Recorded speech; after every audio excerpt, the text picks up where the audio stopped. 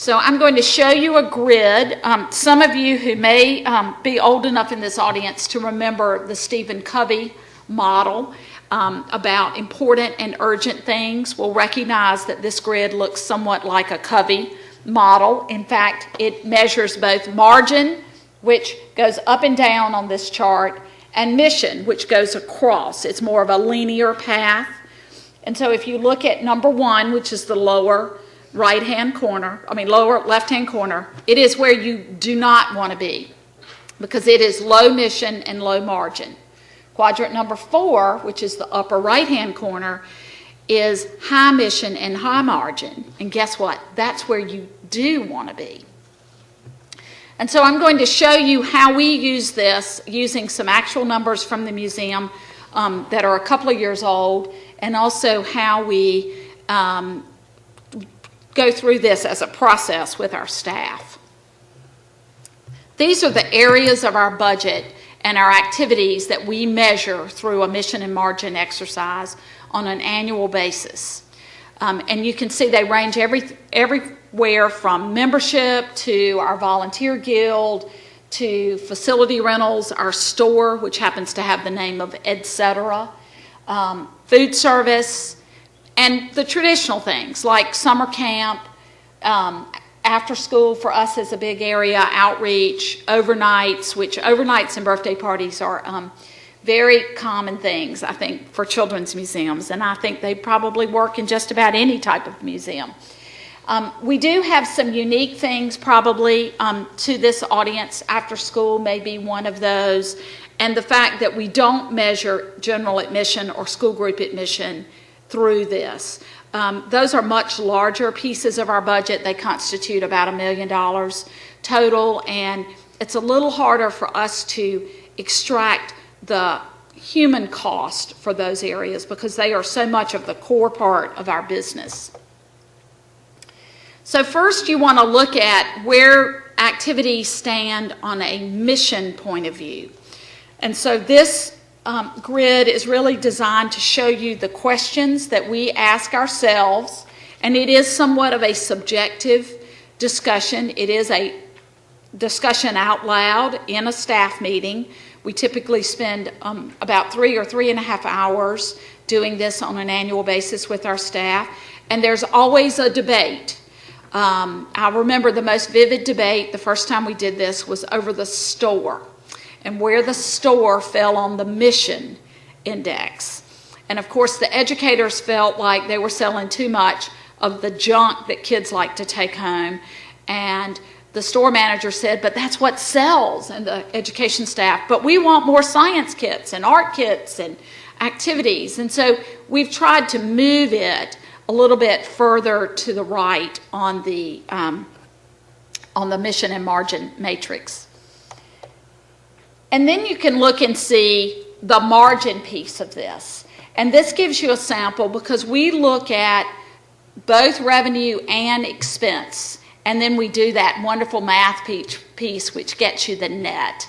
Because you do not want to do this exercise and only look at your revenues. Because sometimes things will surprise you, and it will force you to look at the fact that a program actually costs you money to deliver. And so early childhood is a perfect example, and this is why I chose this particular year, because you can see a negative number beside early childhood on net revenue. Early childhood in children's museums is a lost leader.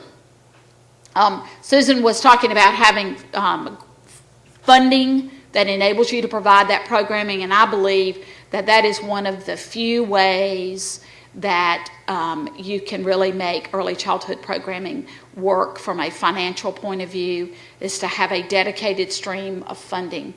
That audience, we all know it well in whatever institution it is or any community. They are the ones who want to go to Captain D's on 99-cent night and go to Papa John's when there's a free pizza if you're under age 6, or whatever gimmick the food service people have. They are the Happy Meal quotient in your market audience, and they want it for free. They're going to come the most, they're going to use the most.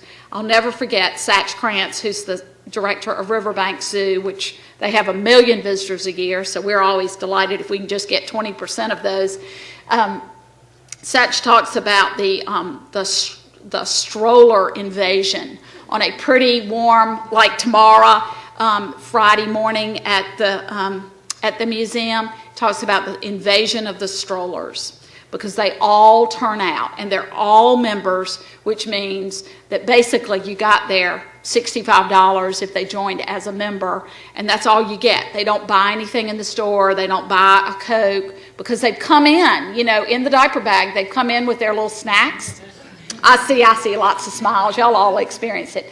But in a children's museum, you know, early childhood is a mission-rich activity. And so it's one of those things, like Sunday school in the summer in Columbia, South Carolina. The churches have to do Sunday school because they can't let go of it, but no one comes. So early childhood is one of those. You can see there are a lot of other areas where the net is substantially more, and we did, that particular year, we did include school groups, and so you can see we did apply the expense. Membership is, for us, is a big, has a real positive net. You can't really apply your floor staff cost to that, and we have a higher end membership anyway. Our lowest level membership starts at $80, and so it's more, we don't give our memberships away because we try to drive paying visitors rather than member visitors. But that gives you a glimpse of how the numbers look. So then,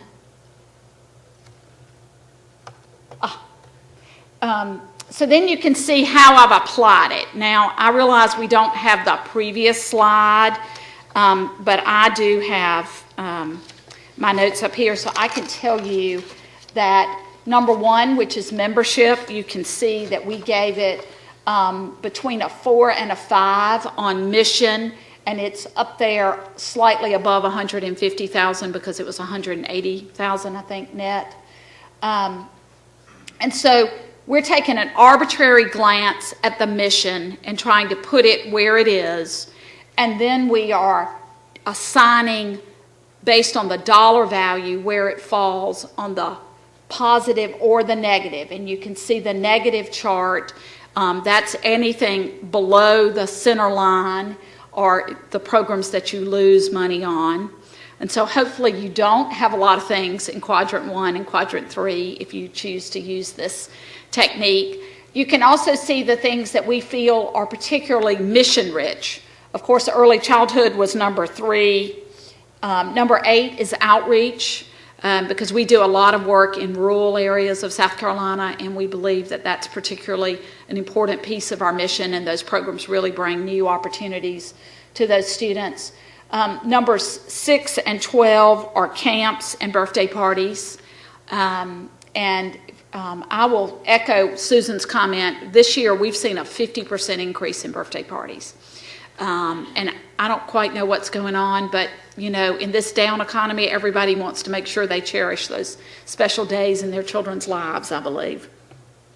But this just shows you how we do this. We do not bring this chart all filled out and put it in front of the staff. We do it piece by piece, and it's really the consensus of the staff that tells us whether something goes as a 4 or a 5 or a 2 in this mission side of this matrix.